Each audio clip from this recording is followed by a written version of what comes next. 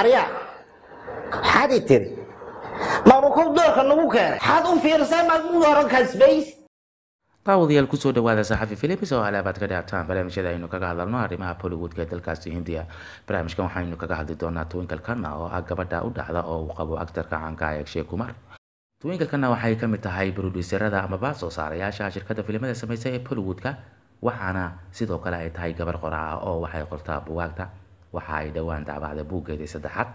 Buuggaasina waxa uu la magac baxay oo ay ugu magac dartay Pajamas Are Forgiven.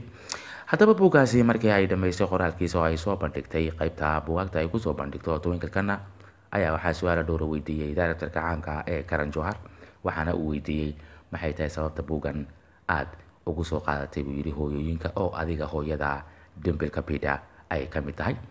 haddaba iyada hooyadeed waa Dimple Kapoor, aabaheedna waa Rajesh Khanna, labaduba waxay ahaayeen actor caanka ah shirkadda filimada sameysay ee Bollywoodka. sababta ay u sameysay Twinkle Khanna oo ay buuggan ugu magac dartay hooyooyinka oo ay uga hadlaysay mar ay si faahfaahsan u sharaxaysayna waxa ay tiri sida wada ogtihiin bay tiri hooyooyinku isku mid maahan. waxaa dhici karta bay tiri adiga hooyada in hooyo kale oo deris kula ah ay kaaga wanaagsanaato.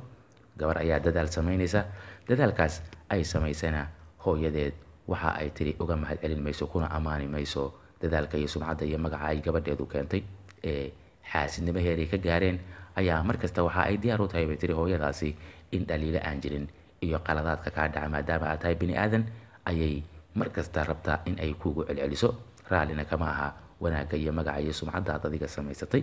sidaa daraaddeed waxay igu kaliftay bay tiri inaan buuggan qalinka u qaato deetana aan daabaco. hooyadii ha ku jirta ama yaysan ku jirin.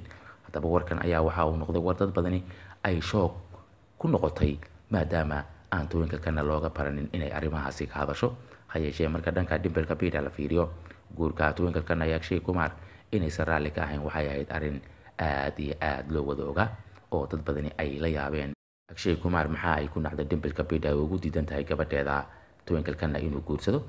haddii taas aynu kasoo gudubno, gabadhan ayaa waxa ay markii buugga daabacday su'aalo dhowra la weydiiyey.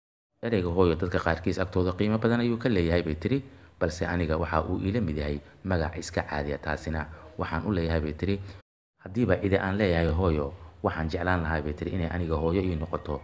hey maamalina, ugu yaraan bay tiri waxay igu soo korin lahayd oo ay siin lahayd biyo sifaysan oo nooca loo yaqaano caafida amaba mineral waterka, oo waxaan heli lahaa bay tiri farxad badan.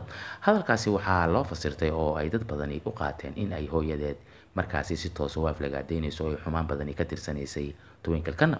waana sida ay tahay haddiiba hooyada adiga ku dhashay aysan ninkaaga raalli ka ahayn xiriirka hooyada iyo gabadha halkaasi ayuu ku xumaadaa, waxaana laga yaabaa in haddii aysan kala roonaan labadooda uu sii fogaado dagaalka u dhexeeya gabadha iyo hooyada, amaba qoyska oo dhammi uu halkaasi ku burburo oo gabadheedu ay noqoto garoob guri joogto ah. daawadayaal barnaamijka aynu kaga hadlaynay Twinkle Khanna oo sheegtay in ay jeclaan lahayd hey maamalina inay hooyo u noqoto, iyada oo ka leexleexatay in magaca hooyada Dimple Kapoor ay ku dhawaaqdo oo ay hooyo ahaan u ixtiraamto. daawadayaal inta barnaamijka kusoo gabagabeynay halkaad ka daawanayseena Saxafi Films. haddaba haddaadan hore uga mid ahayn asxaabta ku xirneyd Saxafi Films, barnaamijkan daawanaysa like sar kadibna subscribe Saxafi Films taaba gambarka si barnaamijyada ka baxa Saxafi ay joogto kugu noqdaan. fikirkaad qabtid waxaad ugu wadaagi kartaa qaybta comments-ka Saxafi Films inagoo isku duuban oo baa Saxafi intuu barnaamijkan mid ku kulmana waxaan kaga tegaynaa sidaa iyo nabadgelyo.